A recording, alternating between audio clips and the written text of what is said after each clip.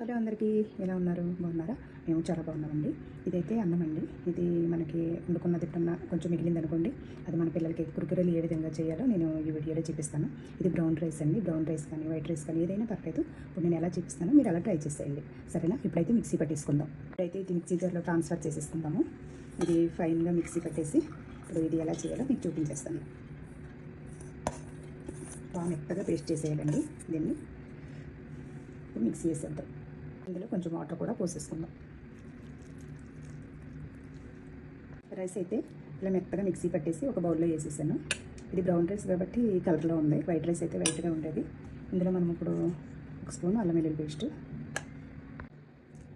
కొంచెం ఉప్పు, కొంచెం పసుపు, కొంచెం కారం, ఇవన్నీ కూడా మెత్తగా కలిపేద్దాం.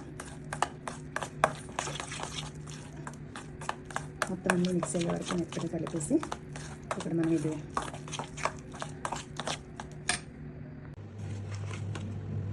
ఒక స్పూన్ శనగపిండి,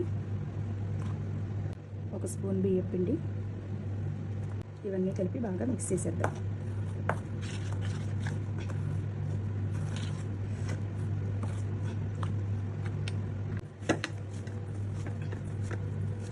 దీన్ని ముద్దలా కలిపేసి ఒక కవర్లోకి ట్రాన్స్ఫర్ చేసేద్దాం.